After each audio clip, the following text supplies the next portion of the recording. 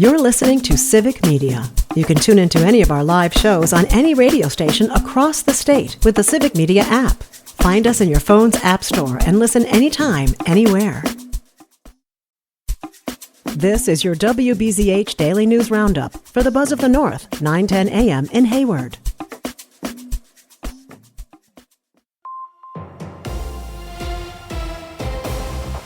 For WBZH News, I'm James Kelly. An Ashland man has been convicted on charges of distributing methamphetamine and THC to minors in early May. 24-year-old Darren Katona is currently incarcerated on separate drug-related charges and was sentenced to an additional 30 months in prison on the new charges. He also has a pending criminal case in Bayfield County in which he's accused of possession with intent to deliver fentanyl and methamphetamine as well as bail jumping. The minors in the most recent Ashland County court conviction were under 14 years old. A Dallas man accused of making terrorist threats directed at staffers from the Veterans Administration Center in Rice Lake has entered not guilty pleas to the charges. According to court documents, 39-year-old Jonathan B. West was charged with one felony count of making terrorist threats and misdemeanor charges of unlawful phone use, threatening harm, and disorderly conduct. West entered the not guilty pleas in court on Friday, and a jury trial was scheduled for October. He's facing up to 3.5 years in prison and a $10,000 fine if convicted.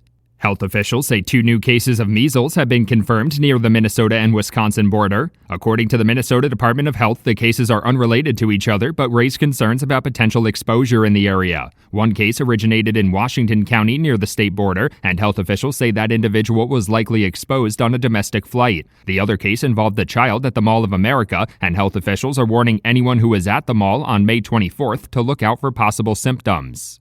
The Wisconsin Department of Transportation Division of Motor Vehicles is warning residents of another phishing scam circulating the area. According to a press release, DMV officials have been getting calls from residents claiming they received messages with final notice warnings or unpaid traffic violations. They say departments in other states have seen the scam in recent weeks, and they believe Wisconsin residents are the next target. DMV officials are reminding residents to be suspicious of unsolicited text messages appearing to be from the agency. Wisconsin Secretary of State Sarah Godlewski has announced the launch of a free online database of public government documents in an effort to promote transparency. According to a press release on Monday, the goal of the database is to give residents all the information they need to stay up to date and hold the government accountable. The public documents include things like executive orders, pardons, and a variety of other official public records. They will also be able to order certified copies of the documents for a fee directly from the website.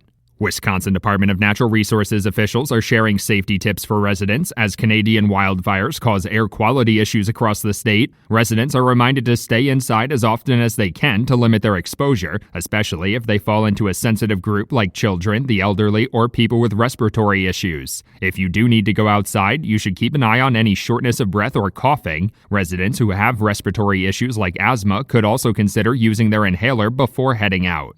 The city of New Richmond has announced over $220,000 in grant funding for the community library. According to city officials, the funding was provided through the Wisconsin Economic Development Corporation's Idle Sites Redevelopment Grant Program. The program seeks to help Wisconsin municipalities redevelop large sites that have either been underutilized or entirely abandoned. Construction work at the new library is scheduled to wrap up later this year and will include residential units above it and next door.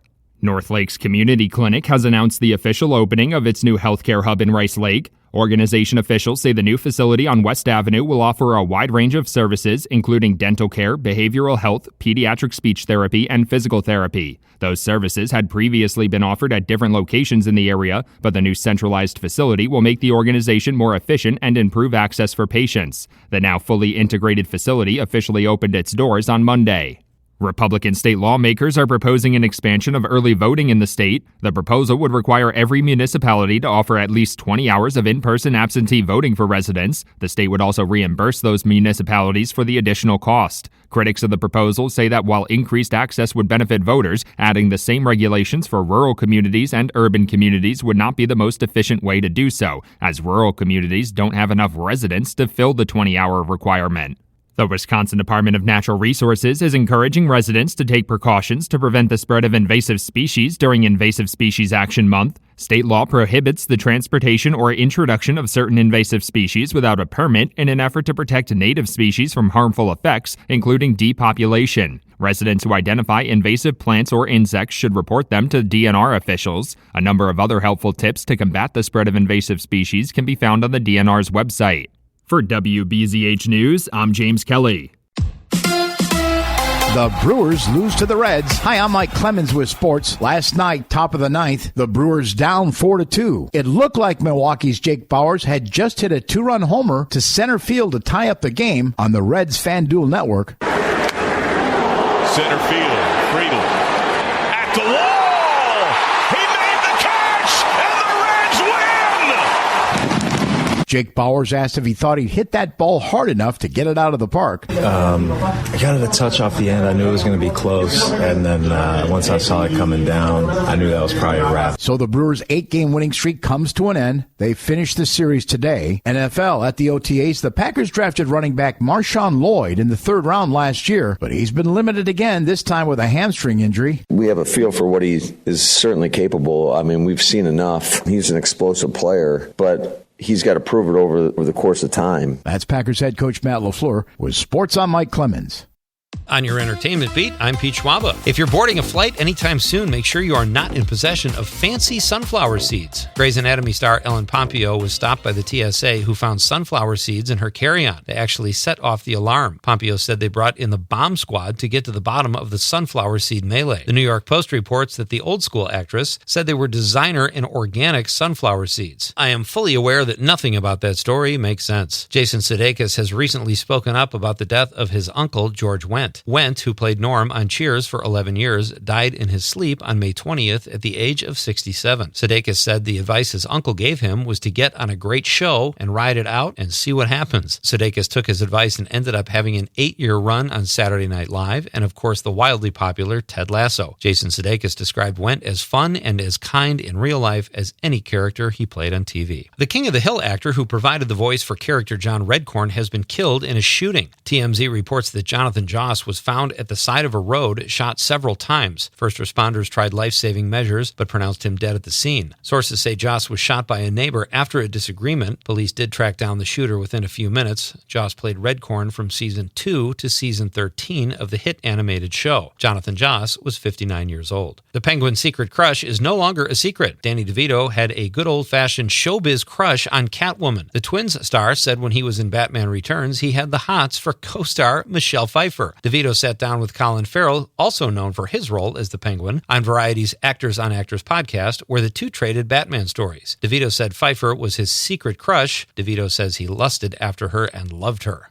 Lucky girl. As usual, director Christopher Nolan's new project is ambitious, to say the least. The Inception director is currently shooting his latest project, Odyssey, in Morocco, Greece, and Scotland, just to name a few locations. Nolan loves to take cinematic chances as well, as evidenced by his breakthrough film, Memento. In keeping with the tradition, he is the first to shoot a movie entirely using IMAX cameras. Nolan used the cameras during parts of his film, The Dark Knight, and used IMAX black and white 65mm film during parts of Oppenheimer. Shooting an entire film on 65mm IMAX will be groundbreaking. Recently at Comic-Con, Universal Studios distribution chief made a prediction that the Odyssey will be a, quote, a visionary, once-in-a-generation cinematic masterpiece that Homer himself would likely be proud of, end quote. Cannot wait to see how this turns out. The Odyssey is expected to hit theaters July 27th, 2026. For more showbiz fun, tune in to Nightlight with me, Pete Schwaba, weeknights from 6 to 8 p.m. on the Civic Media Radio Network. We are going to have a little more of that Canadian wildfire smoke out there this morning, but that should gradually clear through this afternoon, and then we will get a bit of a break from the smoke for a couple of days. Sunny this afternoon, 78 the high tonight, partly cloudy, 47 tomorrow.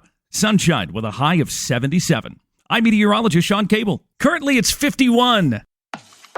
That's your WBZH Daily News Roundup from Civic Media. Subscribe to this podcast on Spotify, Apple, or wherever you find your podcasts. Find more news at buzzofthenorth.com. The national news cycle never stops, but it can be hard to find news about your local community. Civic Media is dedicated to providing quality local and state news coverage across Wisconsin. With the Civic Media app, you can get notifications about local stories that matter to you and your community. Find the free Civic Media app in your phone's app store and choose notifications from the menu to tell us what kind of news you want to hear about.